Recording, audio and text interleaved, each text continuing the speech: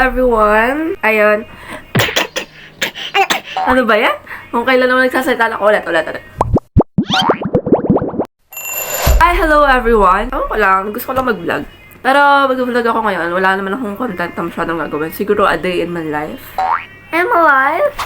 A day in my life, ganun. Para lang may ma-upload ako dito sa YouTube. Saka isa pa kasi, tagal ko na kasing hindi nag-vlog, diba? I mean, nag-vlog ako nung New Year, and ano na ngayon, January 16 na ngayon. Nag-vlog ako nung New Year, oo. Pero yun na yung, yun na yung last. Hindi na ako nakapag-vlog ulit. Kasi nga, busy ako. Busy kasi ako sa sa mga ginagawa ko sa pagla-live selling. Tapos, sa pagsusulat ng libro, patapos ko na itong sinusulat ko. Your Enchanted Floss. Patapos na rin ako dito. Saka sinusulat ko na lang dito is yung chapter 30, 37 to 45. Yun na lang talaga yung pinaka-tinatapos ko dito. Also, yung inaayos ko na lang yung prologue and epilogue. Tapos, author's note na. Tapos, ayun, sa wakas, after 3 years, natapos ko na siya. Patagal ko siyang sinulat, 3 years. Like, grade 11 pa ako nung sinulat ko to eh. Ay, grade 11 or bago ako mag-grade 11, sinulat ko na siya. So, ang sarap sa pakiramdam na nakatapos ako ng libro. Saka ito, may kasunod pa to actually. May mga kadugtong pa siya. Series to, Senior High Squad series. Meron pa tong mga kasunod. Yung Keeping Our Feelings Safe. Yung sarili kong story, hindi ko alam.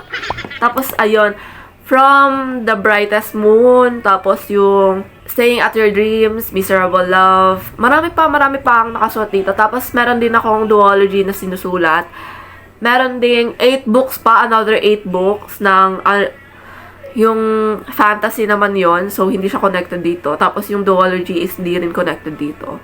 But, meron pa dito isa, tragic story. Tapos, meron pa, ang dami na to. Actually, sobrang dami nakalagay dito na plots. So, hindi ko alam kung anong uunahin dito. Pero sa ngayon, sinasummarize ko pa lahat ng ideas ko sa bawat libro. At, ayun, dito, nagsimula na rin ako magsulat ng 5 chapters for Keeping Our Feelings Safe, which is yung volume 2 ng series. Yung pangalawang story sa series. Ano ba yung bulol pa. Tapos, ato na nga, sabi ko sa inyo, sisulat ko na dito yung iba pang parts. Inaayos ko na yung ibang parts para sunod-sunod ko na siyang i-publish. Para complete na siya. Tapos, inaano ko na rin siya. Dito, nilalagay ko na rin siya sa file. Word.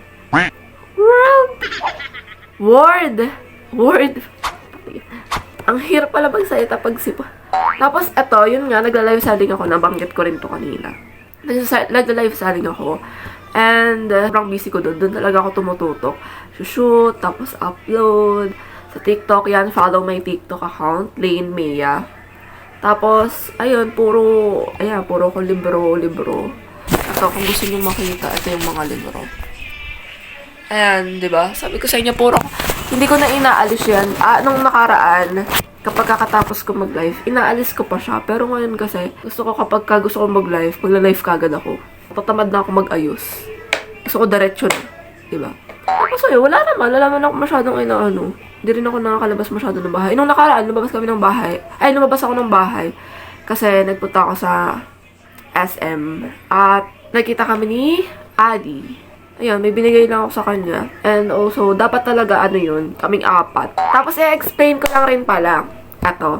Itong story na to, yung Senior High Squad, ito yung squad namin nila Adi. Yun, yung kakabanggit ko lang kanina. Adi, Yana, at Jasmine. Pero si Jasmine, yung pangalan niya dito, iba. Biela, pero second name niya, Jasmine. Tapos, ayun, silang tatlo yung pinaka-naisip kong ilagay dito kasi sila talaga yung, kaibigan ko nagstay sa akin. Tapos, yung iba ko namang mga friends, best friends, nakalagay rin sila sa ibang libro, pero hindi sa series na to. Kumbaga, ito yung pinaka-inuna ko. Ito rin yung, sila rin kasi inspiration ko para magsulat. Also, sa kanila ko rin nakuha yung ibang personality ng mga characters dito. Tapos, yung sa Your Enchanted Floss, ako yun. Ako yun, bakit hindi? Ako yun. Chea, Mea, Pinaltan ko lang ng letter C, di ba? Ako yun. Ano ba naman to? Tapos yung Gil, kinuha ko dun yung sa teacher namin dati. Teacher ko nung grade 11. Ang ganda kasi ng Gil. Yung pangalan niya, alam mo yun? Ang ganda ng pangalan niya. Ang ganda ng pangalan niya. Ganun. Tapos ayun, meron pa ako isang i-explain about dito sa vlog na to. Di ba nga, Daya series siya. Daya series yung title nito lagi. Like, Daya series episode 1, ganyan, Daya series. Bakit nga ba Daya series? Daya series kasi, diary, tapos series.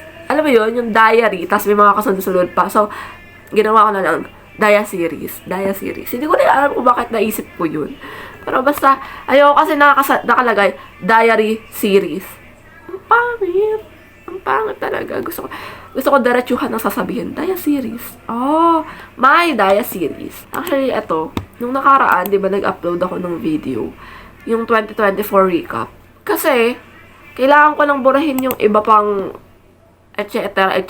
sa cellphone ko. Kasi nga, napupuno na siya. Also, kailangan ko lang siyang linisin, alagaan masyado. Dahil nga, matagal na to sa akin at nanganganib na siya at huwag naman sana matuloy yan, di ba? Sana makabili muna ako ng bago ano yan. Pero sana ayoko talaga mo patuluyan.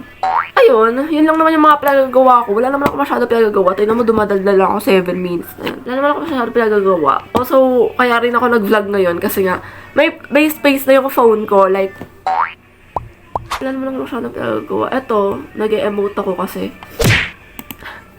Ang sakit ng epilogue. Ang sakit ng huling chapter ng You Are Jotted Flows. Totoo, sa totoo lang. Sobrang sakit talaga. Pag nabasa nyo yung point of view ni Gray, nung lead, sakit. Sakit talaga. Sobrang sakit. Kasi, gusto ko talagang dito sa mga readers na kailangan mo lang talagang malaman yung point of view of the others or yung person na galit ka, ganyan, bakit ganito, ganyan. Kung gusto mo siyang questionin, kailangan mo munang malaman yung mga bagay na naranasan niya. Kasi, mahirap maghusga. Ano niya, parang gusto ko yung maiparating ng story na to. Also, family problems, and love problems, yung mga sa kaibigan. Focus to sa kaibigan, not in romance talaga dapat. Focus talaga to dapat sa pagkakaibigan. Which is, nagawa ko naman. Na-focus ko naman siya sa pagkakaibigan. Yun nga lang, kahati nun yung romance, which is between the relationship of Gray and Chea. And si Chea is a very brave woman. Okay naman, sobrang okay. Hindi ko alam kung ano sasabihin ko dito sa story na to, pero masakit siya sa totoo lang. Ako yung nagsulat, pero ako yung nasasaktan. Actually, nire-read ko siya since ang na-publish ko na ay hanggang 36, chapter 36. Na-publish ko na siya doon. Binasa ko siya ulit. And kinikilig ako, to the point na sinasabi ko na sa sarili ko, parang, ano ba talaga nagsulat dito? Parang hindi naman. Pero ito, first drop to, yung iba lang dito talaga, inayos ko lang yung plot. Iniba ko talaga yung plot nung una.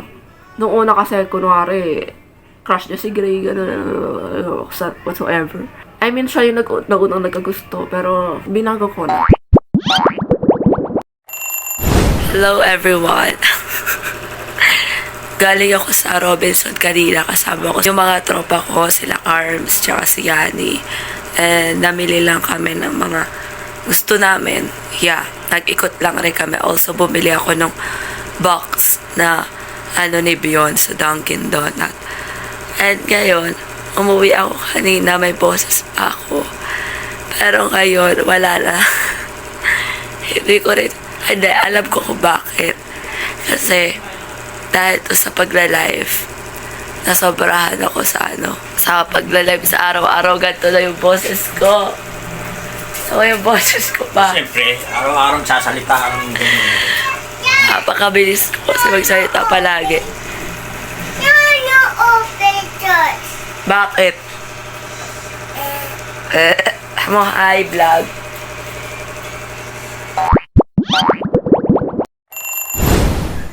Hello everyone. We're watching Diary ng Packet. Dahil baka hinihintay kami. Hey everyone. Meron akong boses ngayon. Medyo medyo bumalik na yung boses ko. Nung nakaraan kasi wala akong boses. But now, meron na. Ayan.